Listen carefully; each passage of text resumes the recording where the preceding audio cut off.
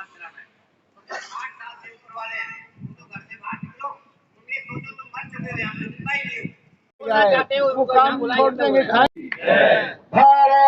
माता की, भारत माता की, वंदे वंदे वंदे मातरम।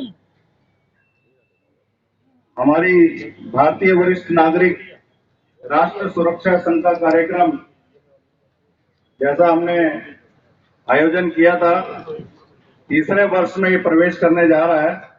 पहले हम 2 बार यहाँ पर अपना कार्यक्रम कर चुके हैं और बहुत ही सक्सेसफुल रहा था, और ये तीसरा कार्यक्रम हमारा जंतर मंतर पर है। आप लोगों का इसी प्रकार सहयोग और समर्थन इस संगठन के प्रति रहा तो ये संगठन और भी आगे दिन दुगनी रात चौगुनी तरक्की करेगा। हमारे साथ में और भी कुछ संगठन जुड़ना चाहते हैं, उनको भी हम विचार करके अपने साथ जोड़ेंगे और इस संगठन को मजबूती से आगे बढ़ाते हुए राष्ट्र हित के जो भी कार्यक्रम है, जो भी कार्य है राष्ट्र हित का, उसको हम आगे बढ़ाते हुए कंधे से कंधा मिला करके सब एक दूसरे का साथ लेकर के हम लोग आगे बढ़ेंगे। और जो भी सरकार राष्ट्र के हित के लिए कार्य करेगी उसका हमारा भरपूर समर्थन रहेगा। को मेरा हार्दिक अभिनंदन। ये मेरा बहुत ही बड़ा सौभाग्य है कि मुझे आप जैसे एक्सपीरियंस्ड लोगों के साथ बैठने का मौका मिला। मैं काफी देर से आप सबके विचार सुनना था और आप यकीन मानिए कि जैसे बॉडी के एक एक सेल में नमस्कार, मैं हूं नई दिल्ली के जंतर मंतर पर, और जंतर मंतर पर भारतीय वरिष्ठ नागरिक राष्ट्रीय सुरक्षा संघ का प्रदर्शन चल रहा है। इनका लगातार जो है कई बार जंतर मंतर पर प्रदर्शन रहा है, धरना प्रदर्शन। आइए जानते हैं आज जो धरना प्रदर्शन हो रहा है वो क्यों हो रहा है। सर, आपका नाम जानना चाहते हैं। ओम प्रकाश वर्मा। ओम प्रकाश वर्मा जी, आपका पहले भी जो है धरना प्रदर्शन हुआ, आपने कई मांगे जो है सरकार के समक्ष रखी हैं, आज भी आप लोग धरना प्रदर्शन कर रहे हैं, क्या उद्देश्य है? पहली बात तो हमारा ना धरना है ना प्रदर्शन है। हम अपनी जो सरकार के कुछ कानून, सरकार की जो भी एक वो चल रही है कानून, जिस सरकार जिन मुद्दों पर कार्य कर रही है उन मुद्दों के समर्थन में हम लोग यहाँ पर आए। पहले भी आए थे और इस बार भी आए हम सरकार के समर्थन में हम लोग, ना कि हमारा उनके खिलाफ कोई, उनके विरोध में हमारा कोई धरना प्रदर्शन नहीं है। हम उनके समर्थन में अपनी बात रखने आते हैं। लेकिन कई धरने जो होते हैं यहाँ पे बेसिकली जो है जंतर मंतर पे धरने ही होते हैं। धरना असल में सरकार के खिलाफ होता है, अपनी मांगों के समर्थन में। हमारी तो सरकार को समर्थन है, मांगे तो हैं हमारी, लेकिन इन मांगों का विरोध ना करते हुए सरकार का समर्थन है हमारा। क्या मांगे ये जनसंख्या नियंत्रण कानून पर जो आप जल्दी से जल्दी इसको बिल लेकर के आए और उसको पास करवा के लागू करें। दूसरा यूनिफॉर्म सिविल कोड है, इसके ऊपर भी जो सरकार काम कर रही है इसको जल्दी से जल्दी आगे बढ़ाया जाए और काम किया जाए इसके ऊपर। तो हमारा इसको सरकार समर्थन है। यूनिफॉर्म सिविल कोड है, और आप अवैध घुसपैठी हैं जो बांग्लादेशी रोहिंग्या हैं, हाँ जी, एनआरसी वगैरह, इसको लागू किया जाए।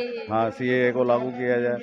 सरकार के जितने भी राष्ट्र हित के मुद्दे हैं उनके ऊपर जो सरकार काम कर रही है हमारा समर्थन है उनको। लेकिन कई देश के लोग ऐसे हैं जो इनका विरोध कर रहे हैं सर। वो विरोध करना लोगों का काम है, हमारा काम है सरकार को समर्थन करना, सरकार के मुद्दों को आगे बढ़ाना, उनके कंधे से कंधा मिला करके उनको। आपको लगता है जो सरकार मुद्दे लेके चल रही है, जो भी बिल लेकर आ रही है, वो देश हित में है? हाँ जी, हाँ जी, बिल्कुल देश हित में है।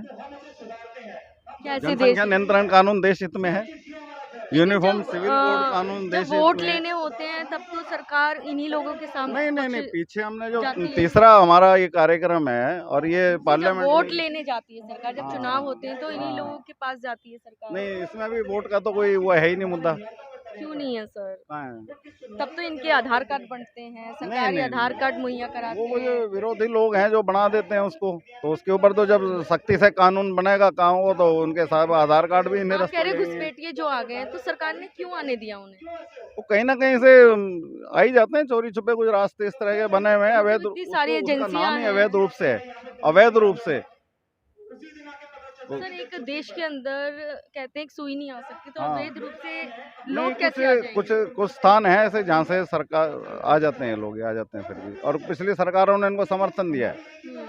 तो यानी कि आप सरकार के हर एक बिल, हर एक जो भी कानून जी जी बना रही है सरकार, उससे सहमत है। जी जी सहमत है, उनके समर्थन में है हम लोग। क्या कुछ कहेंगे लोग? बस यही कहना है कि सरकार जितने भी जनसंख्या नियंत्रण कानून है, यूनिफॉर्म सिविल कोड है और अवैध घुसपैठी हैं, इनके ऊपर जल्दी से जल्दी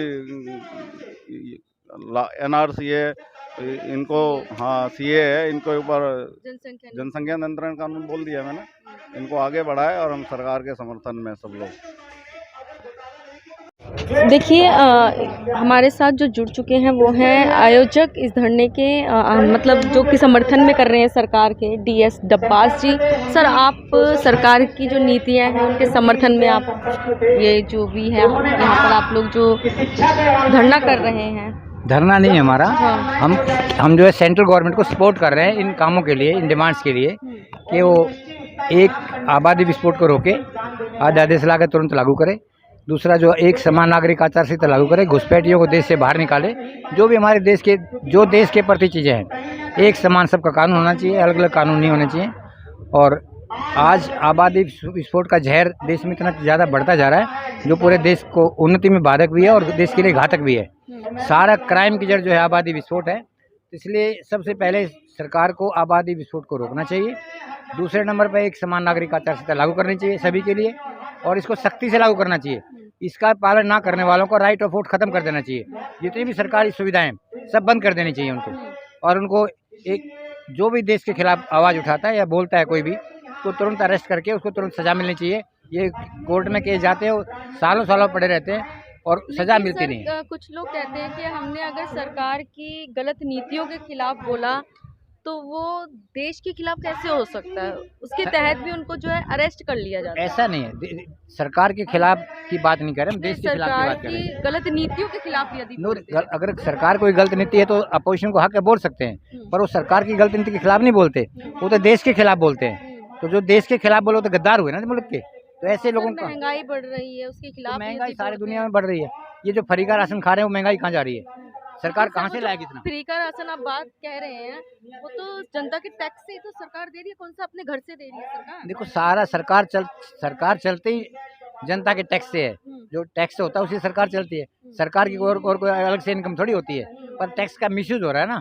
जैसे आप फ्री बिजली दे रहे हैं, फ्री पानी दे रहे हैं, फ्री कहाँ से आएगा? फ्री के चक्कर में श्रीलंका बर्बाद हो कहीं गया। आप केजरीवाल जी की तरफ निशाना साध रहे हैं जो भी सर। करेगा जो भी करेगा, लेकिन आप कह रहे हैं कि फ्री का, हाँ। लेकिन मुख्यमंत्री जी तो दिल्ली के ये कहते हैं कि मैं लोगों का टैक्स है, जनता का टैक्स है, उन्हें दे रहा हूँ।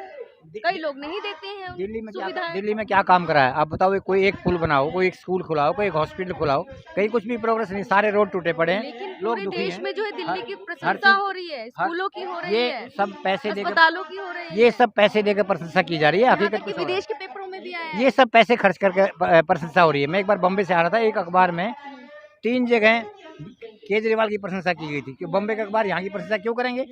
सोचो आप, ये सब पैसे का खेल है। जो हमारा पैसा है उसको बर्बाद किया जा रहा है। आप देखिए हर रोज पोस्टर बदले जा रहे हैं। पोस्टर क्या फ्री बन रहे हैं? आप सोचिए, लोगों को फ्री देकर उनको निकम्मा बनाया जा रहा है। एक बोतल के साथ एक बोतल फ्री दी जा रही है। क्यों दी जा रही है? ताकि जो युवा तबका वो दारू पीने लग जाए और दारू पी के पड़ा रहे हो। काम कराना नहीं, क्योंकि काम धंधा है नहीं।